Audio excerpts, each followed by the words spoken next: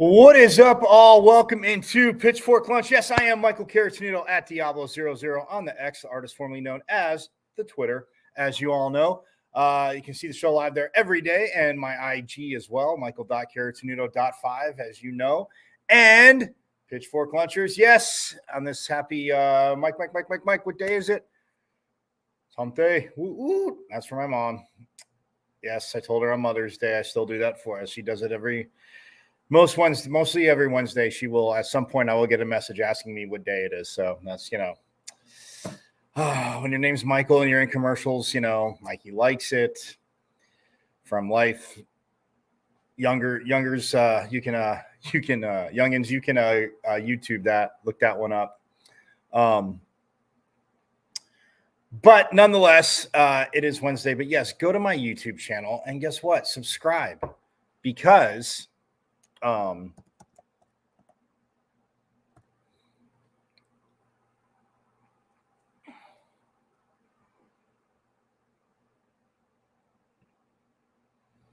um,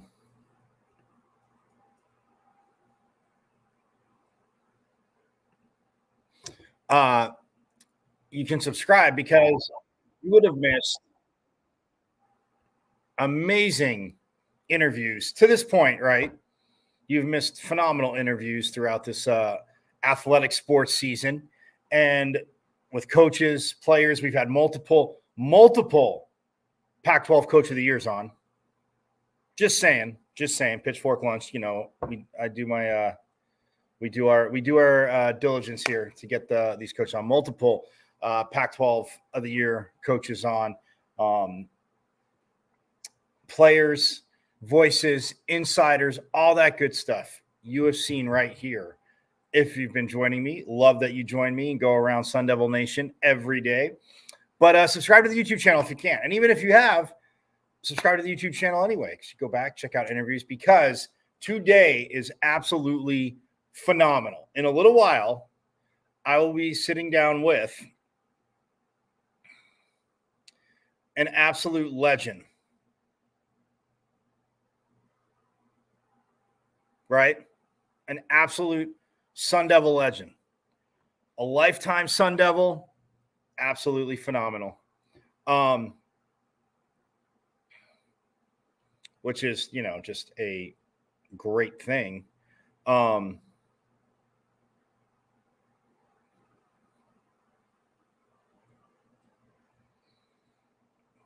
And he seen so much, done so much, and just celebrated his 100th birthday. And just, again, so awesome to talk to.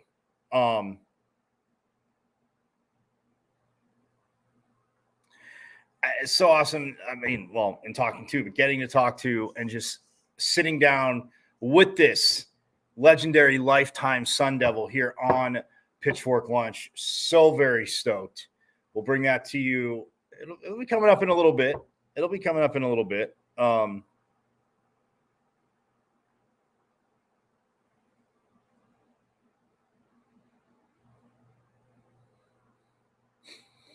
So yeah, that is going to be awesome. It is legendary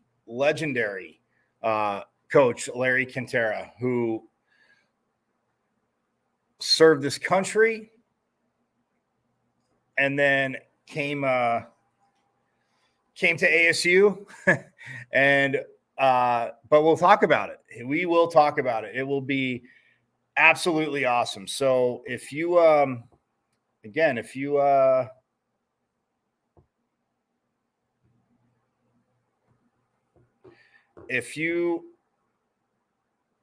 can, I suggest checking it out live.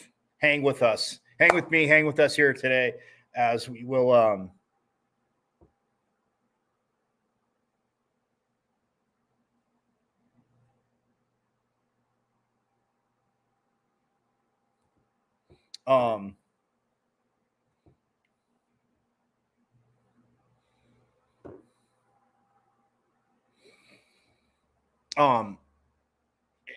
we're going to have fun. We are absolutely going to have a fun time. Because how could you not? He's a Sun Devil, I mean, hello. A lifetime Sun Devil, all that he's seen, been a part of, accomplished. I mean, it's just absolutely awesome.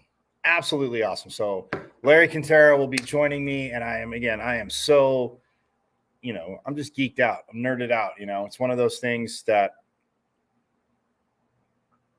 is absolutely awesome. You know, getting to talk to obviously coaches and, you know, current coaches and players, but someone that has seen Tempe literally transform and the valley transform and everything. So yeah, geeked out, but I will refocus. So Larry Quintera coming up at 12:30. So he will be joining me 12:30. So do not miss out. Let your friends know. I've shared it, but let your friends know. And like I said, it'll be absolutely awesome to get to catch up with such a legend like that. And he actually, and it's no surprise he's coach, but I'm gonna ask him about coaching because I know he knows a few coaches that I've worked with and come across throughout the years. So that'll be awesome. But that's going on. Also, don't forget Division I men's golf.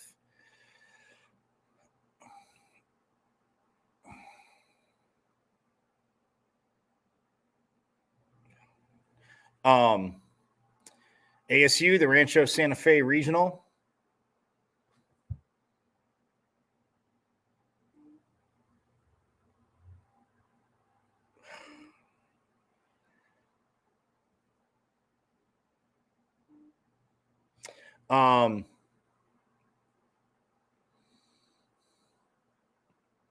So as of right now, ASU is in 8th. They're down one spot. They are, let's see. Wow. Oklahoma today is 2 under par, right? Oklahoma is 2 under for the tournament. You know what Oklahoma is today on the last round so far?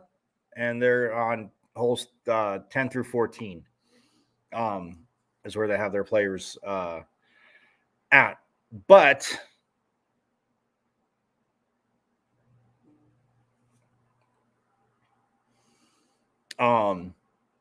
they are 10 under today. And they shot back-to-back 284s.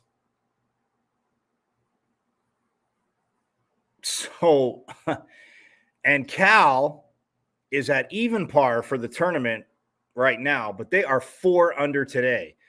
And North Florida, West Virginia, and Oklahoma State are all even. Washington has jumped 2 spots. And those are the top 5, by the way. So the top 5 advance to the obviously the national tournament. But Washington, they have the second best score of the day. They are 7 under.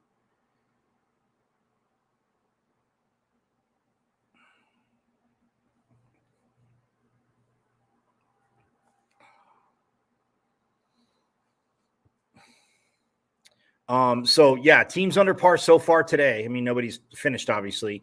But like I said, Oklahoma is 10 under, Washington at 7 under, Cal at 4 under, and South Florida is at 5 under, and Seton Hall today is at 1 under. North Florida, West Virginia, and Oklahoma State are all shooting even par today. And then ASU is +5 today. They're +16. They are tied for 8th. They got a little bit to make up. Now, can they do it? Can they make a charge? Absolutely. They did yesterday, but let's look at the player leaderboard. Samson Zhang from Cal. He is at 5 under, tied for first with Ben Lorenz of Oklahoma, who is also 5 under for the tournament. Samson Zhang is even today so far through 12, and Ben Lorenz is through 10, and he is -3. So said, Zhang could play obviously par golf with what he did the first 2 rounds, talked about it. Somebody's gonna have to come after him, but yeah, he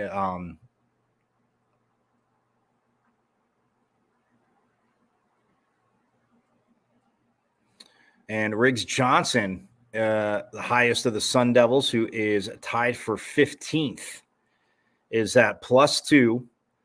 He's shooting even par today. And yeah, Riggs Johnson today. So he birdied 1, bogeyed 2, and then parred 3, 4, 5, 6, and 7. Today he bogeyed 8, and then birdied 9. So 2 birdies, 2 bogeys, even par in the front 9. And on the back 9, I mean, yesterday, let's see, he finished out. Yeah, on the back 9, I mean, remember, because I said he was even par on the front 9 yesterday because he birdied 4 and then bogeyed 9, parred the rest of the front 9.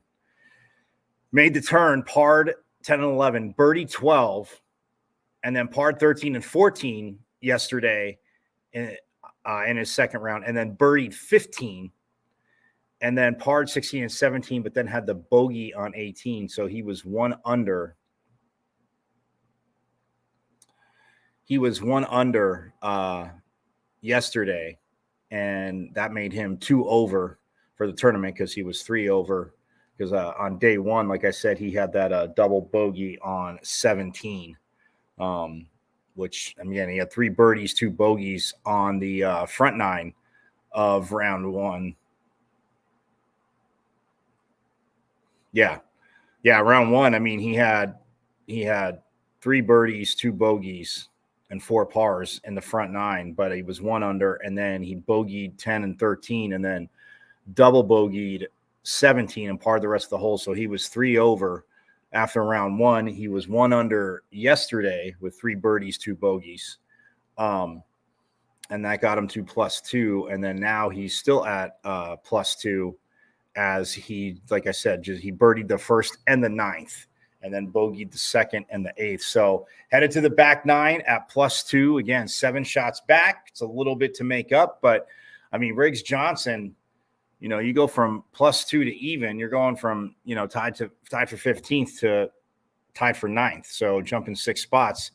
You know, you get back to, like I said, even par, and you're tied for 9th. So, yeah, Riggs Johnson giving it a hell of a run for the Devils. Also, Jose Luis Ballester, he is 4 over for the tournament, 1 over today, but he is he's loving the back 9. Well, he's just turned, but so he bogeyed on the front 9 today. He bogeyed 5 and bogeyed he bogeyed 3 and bogeyed 6, pardon me. Yeah. He bogeyed hole 3 and hole 6, then he birdied the 8th, parred the 9th. So he is at +1 today. And then he just made the turn, and at 10 he is at par. And his back 9 yesterday, because he was still in the thick of it when we got off the air, like I said, he parred 10, 11, 13, 14, 16, 17, and 18. 7 of the 9, right? He birdied 12, but then he had the bogey on 15. So, I mean, he shot a +2 on the front 9. He shot even par on the back 9. So that's what Jose Luis Ballester did. And yeah, so he is right now tied for 19th. You know, but you go up to +3, or then again get to +2, you could be at, you know, tied for 15th. He can make the climb. Connor Williams for the Devils is at +5. He's +2 today.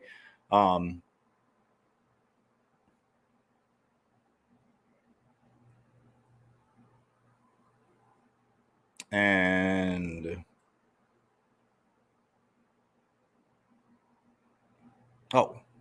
he's at +4 now, Connor Williams.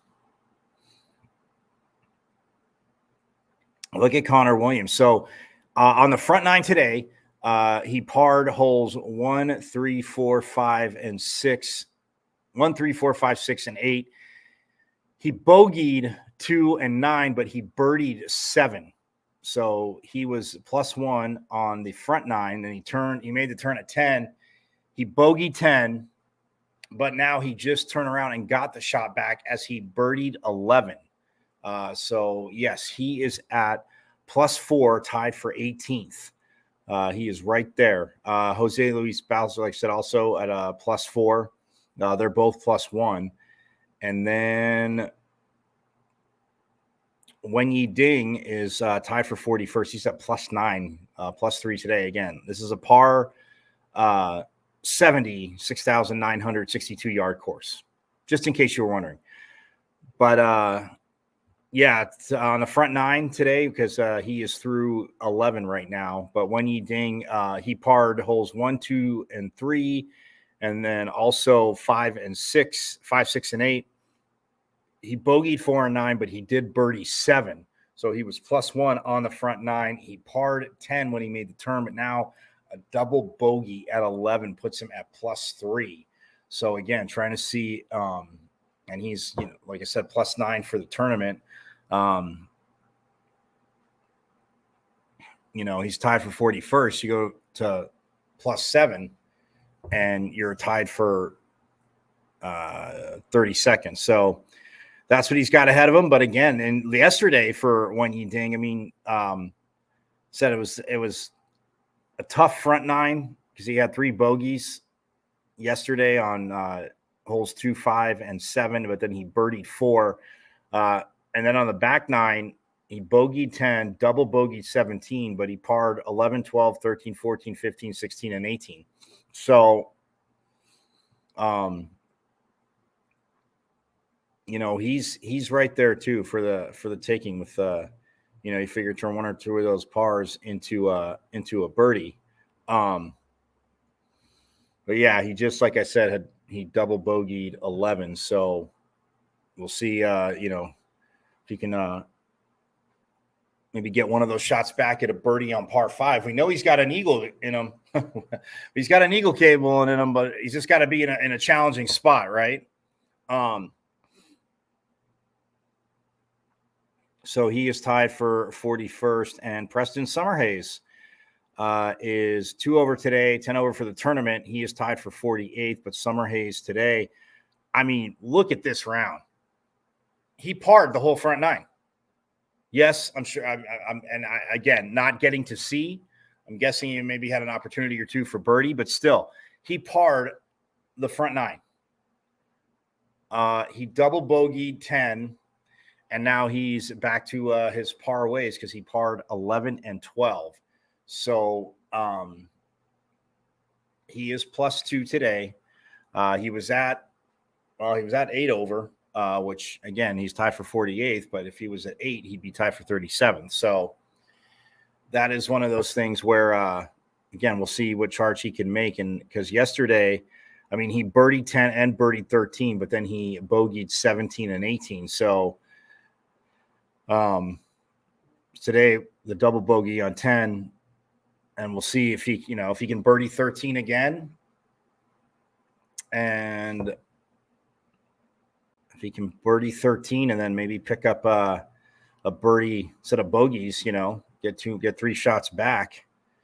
If he get 3 shots back, if he got 3 shots back, he would finish at +7. Like I said, right now that would tie him for 32nd, but he is through 12 holes. Right now is Preston Summerhays, and that is where he is at. So but yeah, so Preston Summerhays tied for 48th, Wen Yi Ding tied for 41st, and then Jose Luis Ballester tied for 18th, Connor Williams tied for Jose Luis Ballester and Connor Williams both in a tie for 20th, as they're both, like I said, 4 over. Connor Williams just finished 11 and birdied it after he bogeyed 10, so got one of the shots back, like I said. So now, a par 5, 569, if he get another birdie, get to even par, well, if he got a birdie, he'd get even today, but he'd be back at +3, so he would jump up 3 spots, be tied for 17th. And for Jose Luis Ballester, he just birdied 11. After I told you he parred 10, he birdied 11.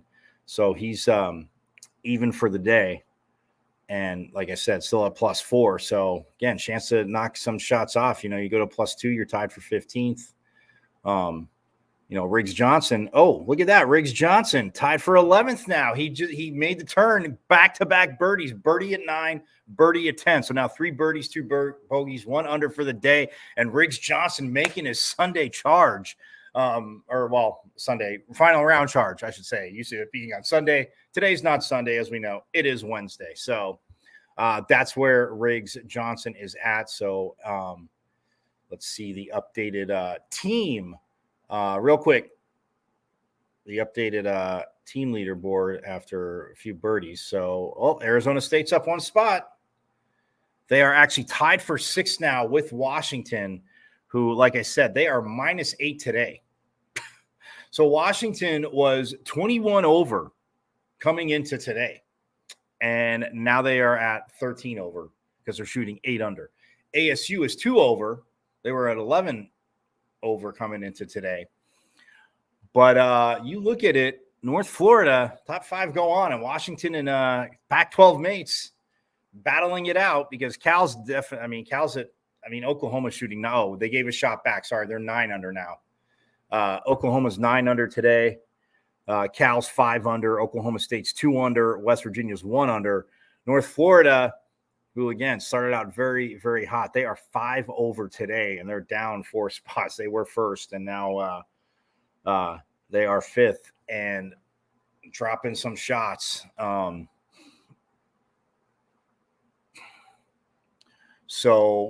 ASU shot a 286 and a 285, so they improved by 1 shot from round 1 to round 2. You'll take it.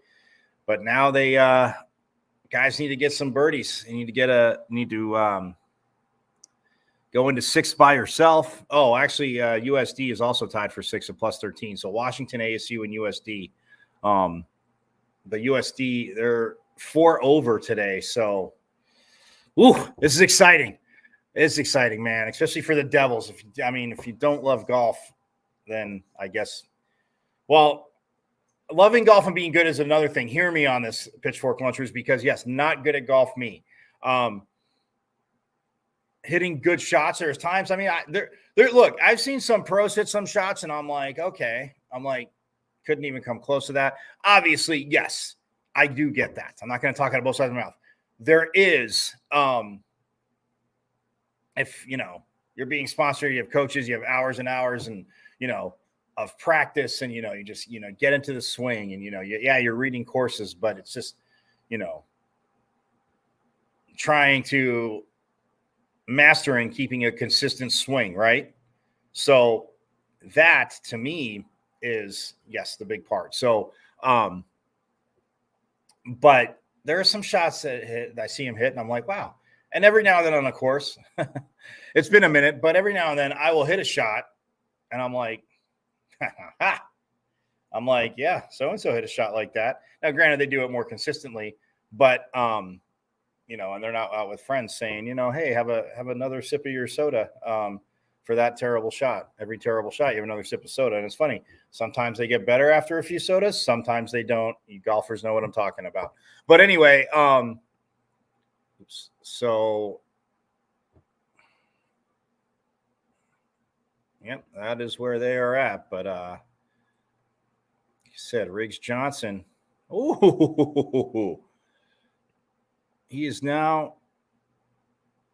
birdied 10. He birdied 10. So now 3 birdies, 2 bogeys.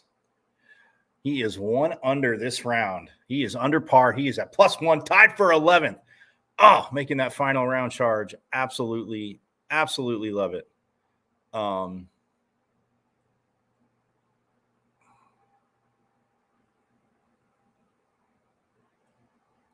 Jose Luis Ballester is even today.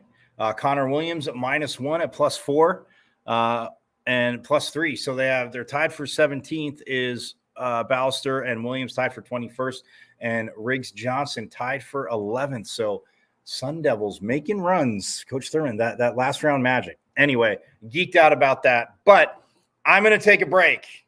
We're going to take a break. And guess what? When we get back, the man, the legendary Sun Devil, the lifetime Sun Devil, man who has seen and done so much, coached, played, coached, and is a Sun Devil. I will be sitting down with him and it's going to be absolutely awesome. Don't go too far. Message your friends, let them know. But Larry Quintera, the coach, the defensive coordinator, who got to add, and we'll talk about how obviously he became the coach with Frank, the coach. But it's going to be very exciting. So I'm going to step aside. When we get back, the legend will be sitting next to me, and I am so lucky for that. We'll be back with more here on Pitchfork Lunch.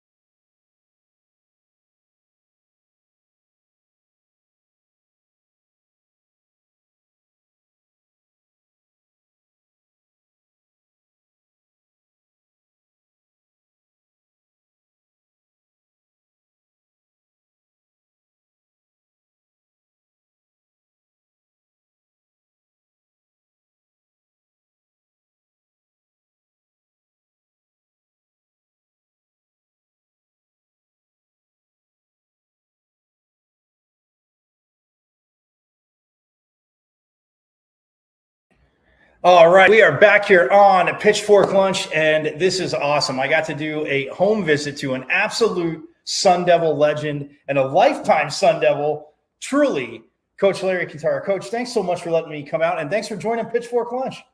It's a pleasure to be with you. So, okay, you just celebrated your Century Club birthday, 100 years young. Now, you started when you first got to Arizona State, it was 1943. Am I right? No, I came to Arizona State after I came out of the service. It was in 46. 46. 46. Yeah. Okay. Wow. And what branch of the service? I was in the Navy. In the Navy. Oh, okay. Well, my grandfather was in the Army, so Yeah. you guys were friends. And I do. You know what I always loved about when I talked to him and I met his friends that he served with in the Army or the Navy or Air Force. You guys just don't stop the banter. I mean, about making fun of each other's branch of service. But when you're focusing on what you need to focus on, you're all together. But you like to pick on each other for making the wrong choice going to the wrong branch. When you get a Marine and the Navy guy, I'm telling you, something's going to happen.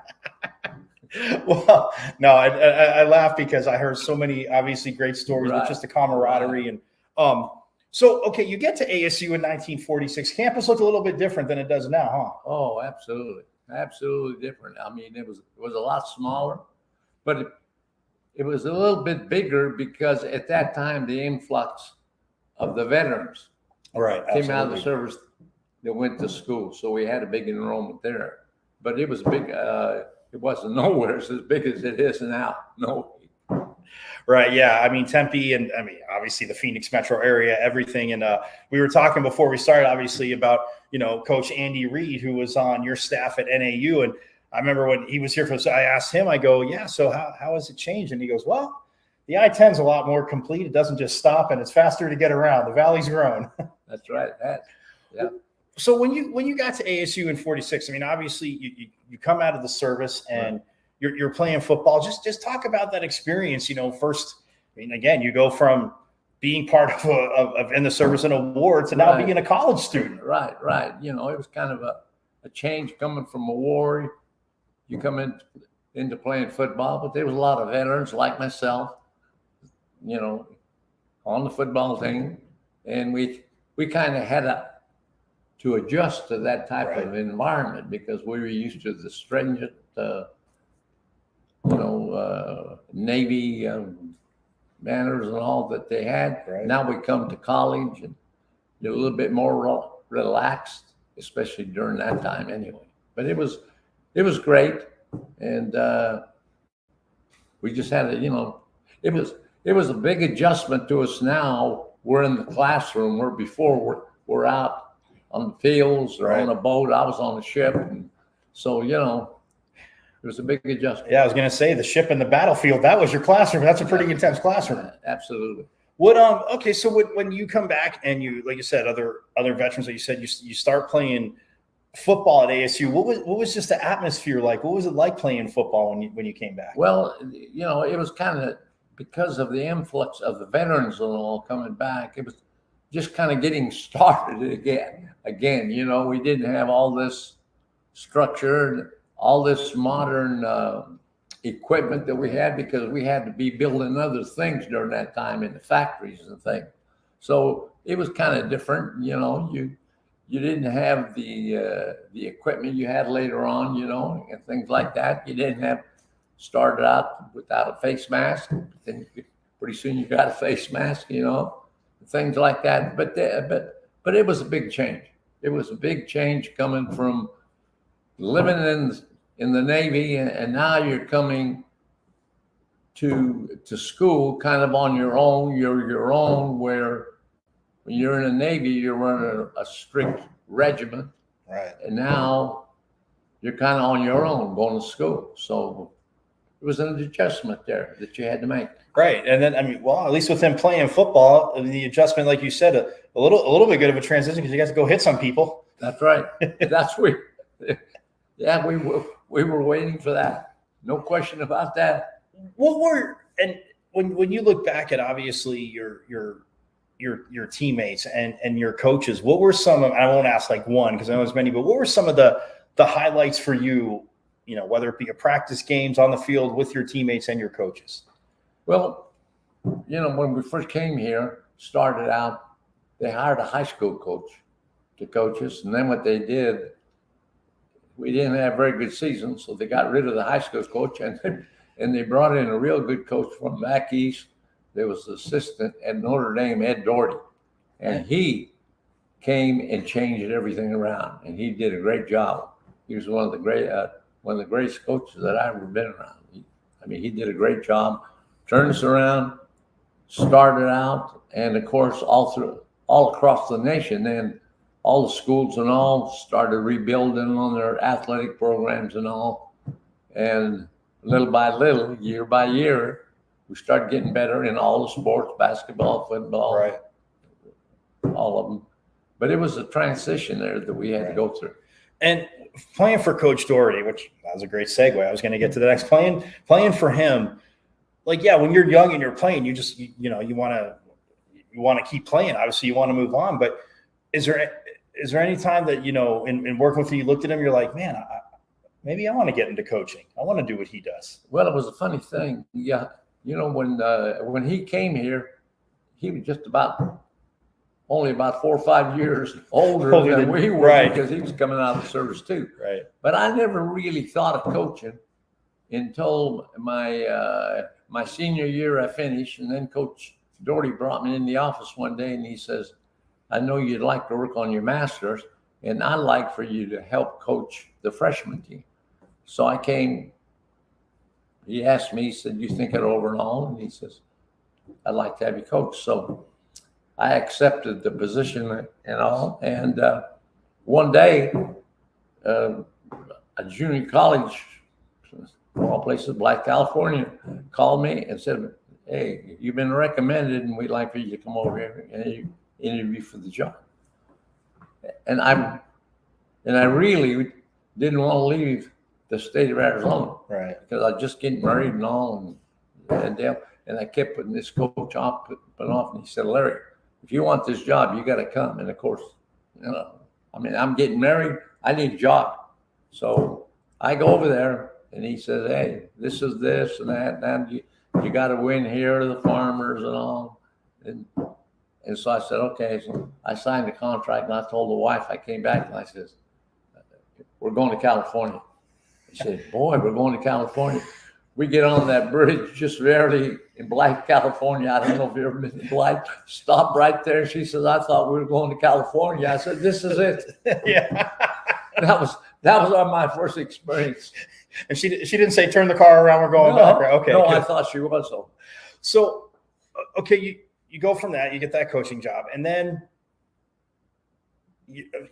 fast forward a few years, but then you're coaching with Coach Cush. And I mean, obviously what he meant to ASU, and I mean, the field being named after him, and rightfully so. Right. But coming back here, okay, so when you first got the opportunity to come back here with Coach Cush, what was that interaction between you and him like? I'll tell you what, to be honest with you, I didn't want to come back. And I'm from Arizona because I had a great job in Stockton, California up there at junior college. And he kept calling me, and I said, no, I don't think so. And I had a family. I had 2 boys. And he said, you ought to bring the boys down to your grandparents and all that. And I said, no. Oh, he's pulling at the heartstrings there. He's using every trick. There you go. And I had a cabin up in the Sierras, and man, this was something new for me. I never had anything like that, And so one day I was up there, and there was a knock on the door, and there was Frank. And Frank says, hey, he said, you got to come down there, this and that. And so we got to talking. Anyway, I ended up at Arizona State, and it was great. And that was, what year was that? 66. 66. That's right. Okay. I was going to say 68, but I want to be 66. So 66 or 67, right in there. Yeah. So instead of over the phone thinking he can get you, he figured if I go face to face, he can't say no to me, right? Yeah. Frank was a good recruiter. Well, I will get to that in a second. So, and was the wife happy coming back across the bridge back to Arizona? Yeah, it was, bringing the family and all. It was good coming. It's kind of like, coming back home, what I mean? But, like I said, I had a great job. Right. And as much then, I mean, Arizona State really wasn't a powerhouse or anything, so I wasn't coming into a situation where everything was just great. Right. Yeah. Right. That time. So you start working with Coach Cush, and I mean the legendary stories. And I was lucky enough when I was at ASU, he was around, and he was speaking. And I can admit this now because I got my degree and all that. I skipped the class I was supposed to go to go listen to Coach Cush. I figured, you know what? Yeah. If you're going to weigh it, that's probably a good thing to do. Right. So, but and listening to him talk, and the stories we heard from Camp T. But once you once you got back here and you started to practice with him, I mean, he was known obviously to be a hard coach, loved his players, but to be a hard coach. What was it like for you in seeing how he did it and just, making sure the players were like, all right, they're on the up? Because I've heard of many stories where you were always going, okay, forget about it. Let's go. Just move on. One of the reasons I came here was because I knew Frank Cush and how he coached now. And that was kind of my philosophy. I didn't want to come into a situation where it was altogether different and all these problems and all. So I had that going for me. So I was coming into a situation where a lot of discipline, and, it was kind of hard knocks, and so we had that kind of a program. And so I said, hey, I can do this part of it. So this is what I really got into it. And it made it a lot easier because, like I said, again, my philosophy was about the same thing that his was. And so it fit in very good. So I remember he just kind of smiled and little chuckled it off. But did you guys really make players walk part of the way back down the hill from Camp T if they weren't up to snuff? Well, that story's kind of exaggerated a little bit, but we kind of did a few things like that. If we didn't make them go walk down the highway, it was either up on the mountain or something like that. We made them go, and it was a good program. I mean, we expected certain things out of them, and this is what we wanted out of them. And if we didn't get it out of them, we did something about it. What were some of the funny, maybe not funny, but maybe they became funny, like you said, and I understand obviously the way he coached and you knew, but I mean, coaches always have conversations, and I always say a little bit of headbutting, but what was some of the kind of funny, maybe headbutting you had about seeing, a player or some things differently? Well, like I said, people had the same philosophy and all in regards to it, but we would get into discussions about certain things. And of course, he spent most of the time on offense, and I was lucky that he just kind of turned the defense over to me. So I had to go spend time at the same time and get players. Sometimes I had to recruit them off the offensive team to come over. But I mean, it was a situation where we were able to see something in a player, and we thought that if he couldn't play either offense or defense, he could play on the other side and help out a lot. And we had that happen a lot to us. Well, you wouldn't have to convince me because you were on the right side of the ball, Coach. The defensive side of the ball still might, even though they changed the rules, this day and age, Right. Everything's for the offense. You can't sneeze on a receiver, but the defensive side of the ball has always been my favorite anyway. Right. But and like I said, that's awesome. So, I mean, when you're in it, I mean, it's tough to see, but you see the relationships you start to build. Obviously, the players and they're moving on, and with the Coach Cush and the coaching and the other coaches. When you're in it, it's tough to see. But then when you're done it, when you were done at ASU and you kind of step back, how special was that time to you? Just coaching with him and all the relationships. Well, it was good because I had good experience there, and I learned a lot of things there. He was a good coach and all, and we had a good staff there that we learned from each other, and it was good to go on. I kind of retired when I left ASU, and then the NAU job came open, and I really didn't want to start back into coaching, but a good friend of mine was the athletic director, and he kind of more or less talked me back into it. You got a lot of friends that like to beg you and talk you into coaching. Yeah, it was, the situation. And I'm glad that I accepted the job because I had a lot of good memories, had a lot of great people working for me and all that went on to big names. Yeah, I've had a lot of friends that went to NAU as well. And to me, it was always okay because it's not that school down south, which we don't talk about. Right. But I learned from a lot of my friends that the true nickname of NAU is the Harvard of the Pines. Uh-huh. So it's a very good school. Absolutely. Very, very good school. We had a lot of fun up there. And like I said, I had some great people. I had Marty Morningwig, He was the head coach of Detroit Lions. I had Bill Callahan, Oakland Raiders, Brad Childers, Minnesota Vikings. These are all head coaches, and of course Andy Reid with the Kansas City. So, any fun, any funny stories about Andy Reid, or actually, like again, my good friend Joe Kersing. Any funny stories about having to get those guys in line? Well, I can give you a funny story how I hired Andy. It was when we first started out up there. I had an offensive line coaching job, and the head coach at BYU, Lavelle Edwards, was just a good friend of mine.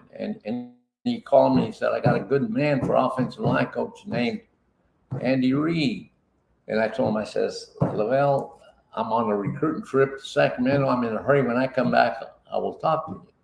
And so I no sooner hung the phone down, the phone's ringing. I pick it up. I said, Coach, this is Andy Reid. I want that job, offensive line coach job. I said, Andy, I'm not going to do anything about it until I get back. I'm going to go to Sacramento, California on a recruiting trip. They ain't going to do it. Coach, I want that job back. I want that job back. I go to Sacramento and I get off the plane. There's Andy. There's Andy Reid right there. And I'm in a hurry. I'm going down to get my bag, and he's chasing me down there all like, Coach, I want this job. I want this job. But it was kind of a funny deal, of where he is right now. And then it is, but that was great.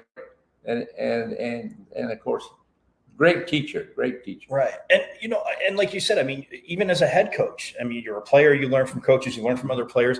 And then, like you said, being obviously the defensive coordinator here, but working with Coach Cush, when you see, obviously you want to see your assistants succeed, and everybody's got different personalities. You know that as well. Absolutely. But when you're watching them work, and as a head coach, when you can kind of take that second and step back and watch them work, what stuck out to you and Andy after he, sprinted you down and begged for the job?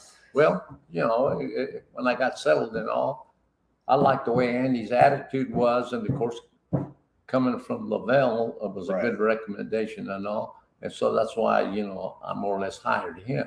And like I said, again, he did a great job. He was a great technician, and just marveled by what he did and all. I didn't have to go over there and be right by him to find out what he was doing or anything, because he was a good teacher. That's and that's awesome. And and Coach, I talked about this. Obviously, relationships. Players will think, and I mean, I played. Whether you play for, a coach or I played for my uncle for a while. Then I had other coaches, and it's like they're hard on you, and you think, man, coach thinks, they're always hard on me. They don't, but it's about afterwards and the relationships. Right. Obviously, you had the nice birthday celebration at Mountain America Stadium at Sun Devil Stadium, and you told me yesterday over what 400 people showed up, but a lot of ex-players as a coach, because they're showing up because obviously of the relationships you built. But when you finish and you see that, and the weddings and the childbirths that I'm sure you've seen, gotten all the updates on, how special is it to you though? I mean, obviously for your 100th birthday, but when they just turn out to things and they come back and you're still talking to them and they're in your life. Oh, it's great. It's great to feel that, to know that you have people like that are interested in you, that going. And two, at the same time, I have to say that I was influenced a lot in my life by the people that were there that day. I mean, they made my life, and they made it happy. And whether it was coaching, whether it was individuals or not, I mean, it was great, and I'm very fortunate. Who was on that note? If you could think of saying, Andy Reid, but who was one of the funnier players that you had? Pranks? Did you have any players that came through the years that were pretty good pranksters? Yeah, but we kind of didn't have too kind of much. Yeah, we had them kind of off the field pranksters. We had a kid by the name of Shaughnessy. He was kind of pretty good, being a prankster, and a couple other guys. But we were on the field, we were more serious than anything else. I mean, it was that kind of an atmosphere, and that's what I liked about it, and that's the way it was. And I think that helped our program a lot, because I'm I mean, Frank believed in this. Right. And when you look at, and lastly, I mean, when you talk about it, because it ties into this, but I mentioned Camp T before, but just going up there and I mean, getting away. I mean, yeah, people say obviously from the heat, the weather, but to go up there and to kind of be in that uber tight, I mean, dorm style, but uber tight cabin style.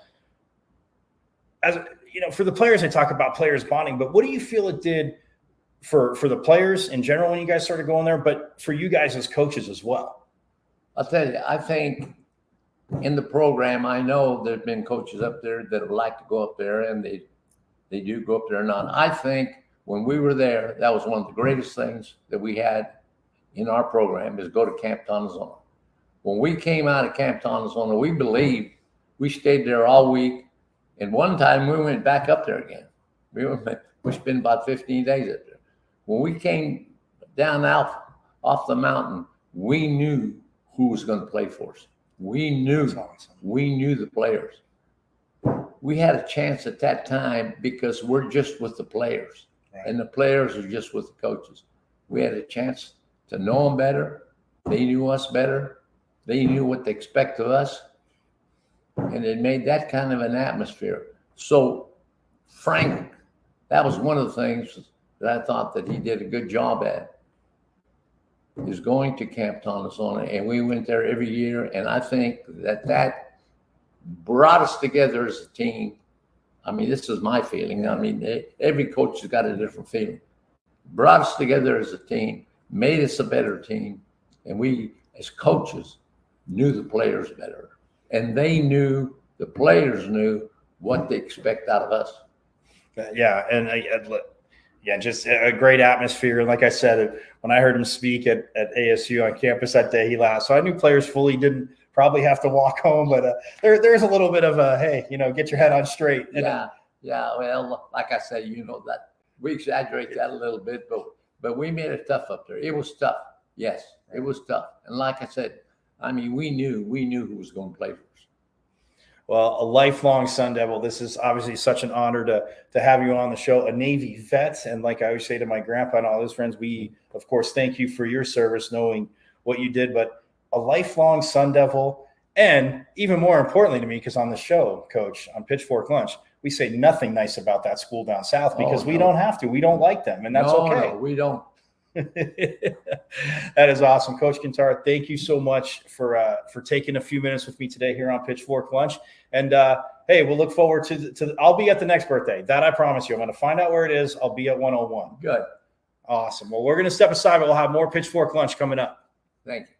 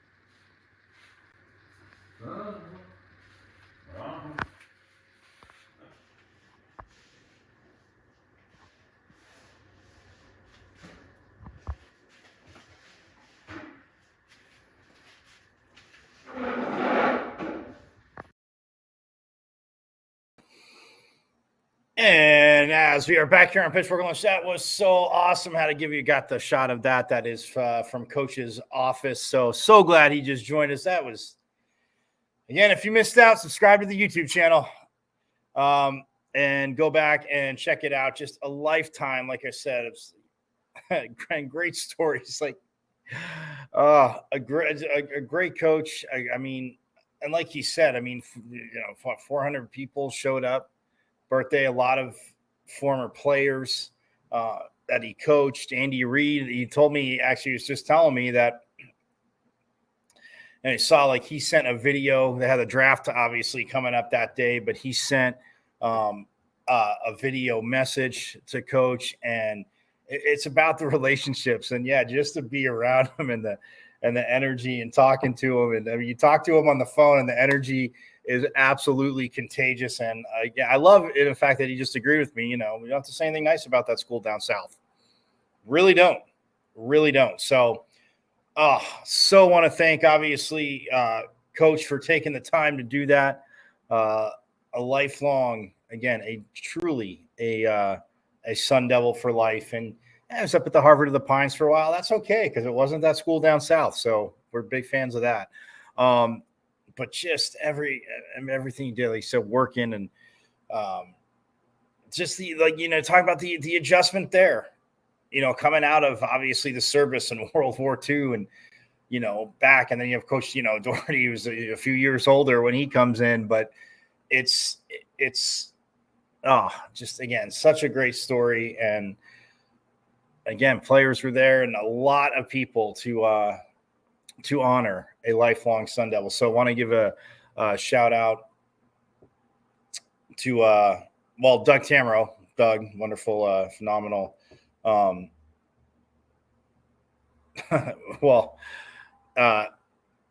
SID, whatever you want. He won, and he won that SID award. I know I popped that up when he did, but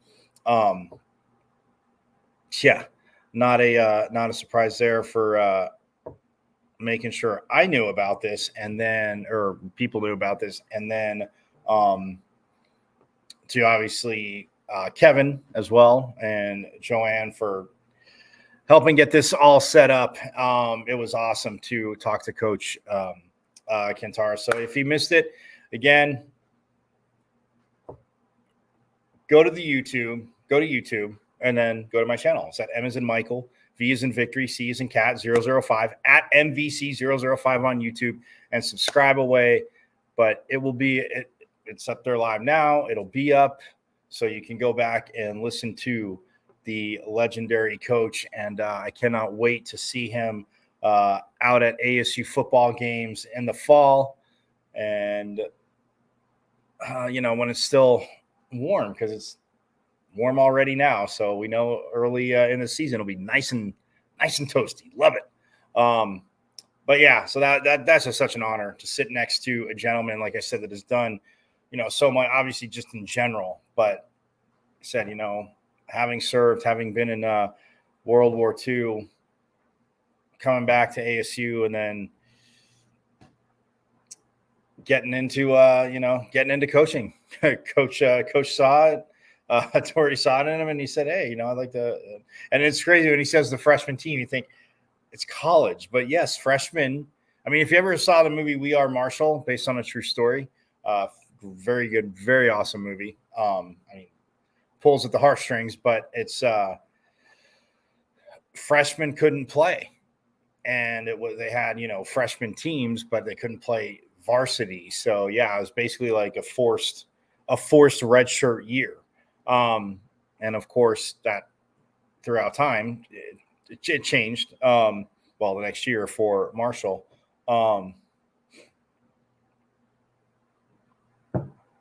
But yeah, coaching the freshman team, and you're playing, you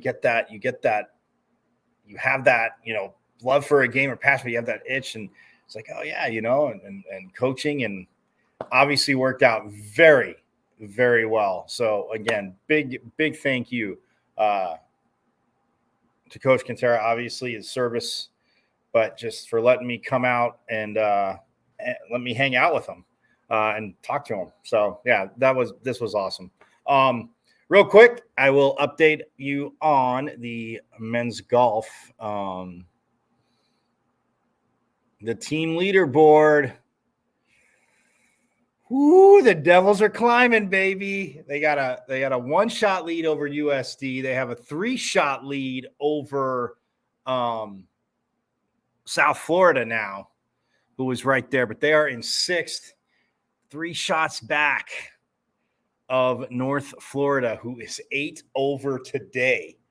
And so ASU up to 6th, up 1 spot, 3 over today. And when we go to the player leaderboard, Riggs Johnson,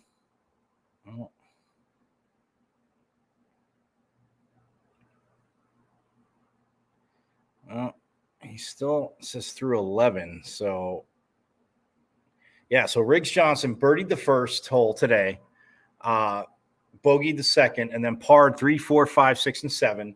Bogeyed 8, but then got that shot right back and birdied 9. So he's even par. Then made the turn at 10. I told you that. He birdied 10. So got that second bogey back, and now he's even par.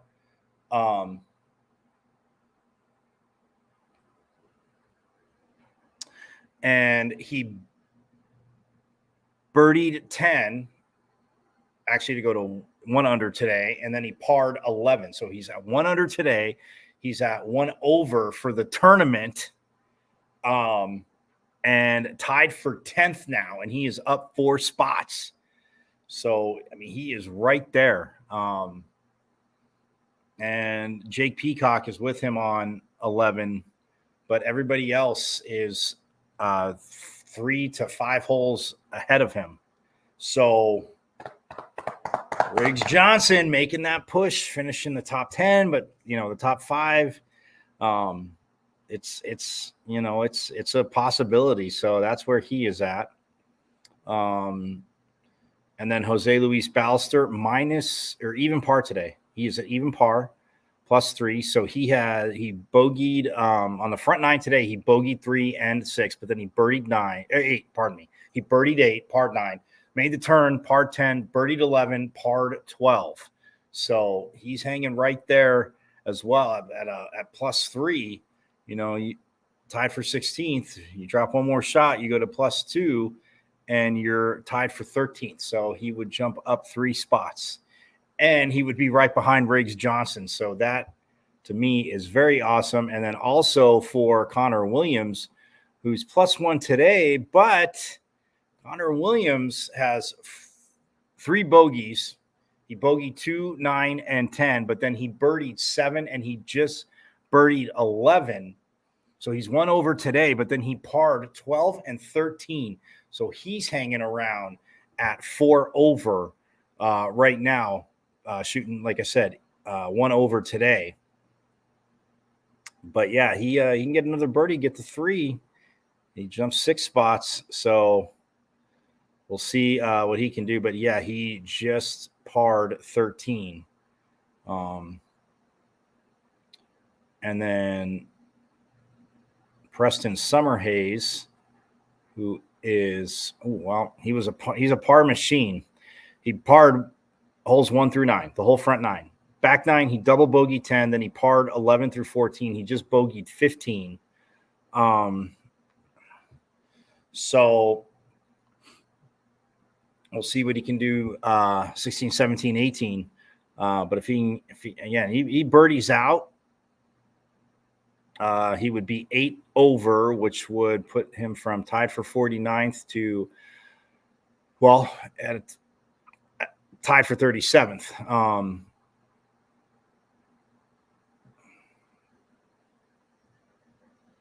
So that is where Summerhays is at. Wenyi Ding is at +11.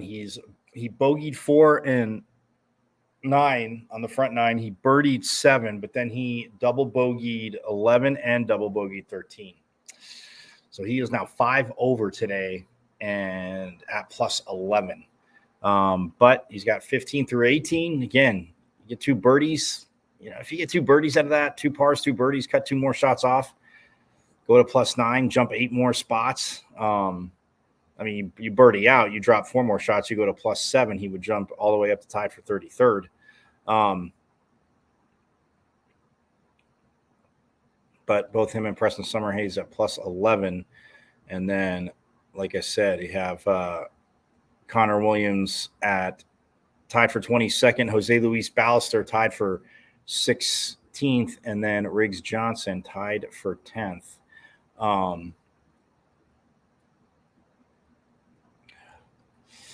Yeah, ASU just 2 shots back of North Florida, finishing in the top 5 as they were +11 coming into today. They're 2 over so far today, but I mean, Oklahoma's 10 under today. They were 8 over, and now they're 10 under today, so they are 2 under. The only team under par in the tournament, Oklahoma State's now +1, but they're 5 under today. Cal's 3 under today. West Virginia's 1 under today. And then North Florida is 8 over today. ASU 2 over. Yeah, man, you cut 2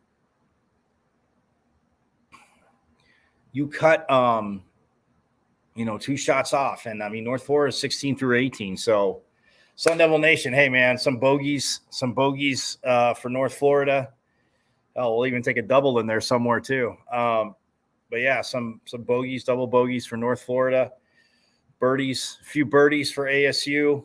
Not easy to come by, I know. Oh, today's a par 70, but because of the pin placement, it's a teeny bit different. So it dropped a little bit, kids. It's a par 70, 6,917-yard course today. Yeah.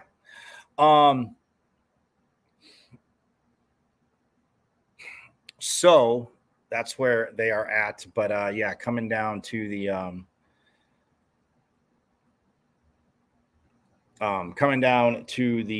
finish here. So I got to get going though. We got to get out of here. But anyway, I will get out of here. A little bit of overtime, but it was worth it. Obviously, again, big ups to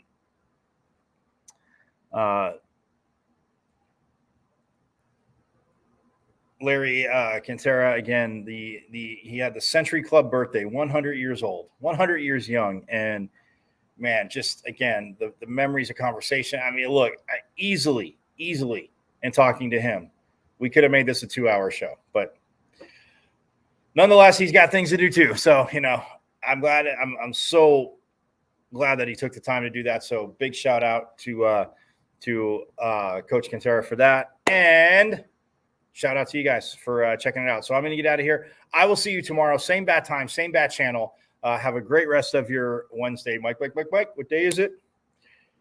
Hump day. Woo. Yep, that's for Mama after Mother's Day, and I'm sure I'll get my text in a little bit from her because she'll have to remind me that it is Wednesday. So for all you Sun Devils out there, again, have a phenomenal rest of your Wednesday. Tomorrow, again, we'll wrap up. We'll see how the golf team did. Can they get into that final 5? They're 2 shots out. Hey, if they can force a tie, they got to resolve it. So even if they can tie it, but they are making that charge on the back 9 in the final round. So absolutely love it. So let's go Devils. And then we'll talk, obviously, baseball tomorrow, opening up their last series of the year. Obviously, non-conference, like I told you, Texas Tech tomorrow and Friday, and then UNLV on Saturday. So everybody have a great rest of your day. I will see you tomorrow. Again, at Diablo00 on X, artist formerly known as Twitter. Check out Show Live there every day. Also on my IG, michael.caratino.5, and the YouTube. Go to YouTube and subscribe. You know why. At M as in Michael, V as in Victory, C as in Cat 005, at MVC005 on YouTube, and subscribe. And you can hear what the legend, the great Sun Devil, Larry Quintera, had to say today. 100 years of experience, and I am better for getting to sit by him. So I will see you tomorrow, and have a great rest of your Wednesday.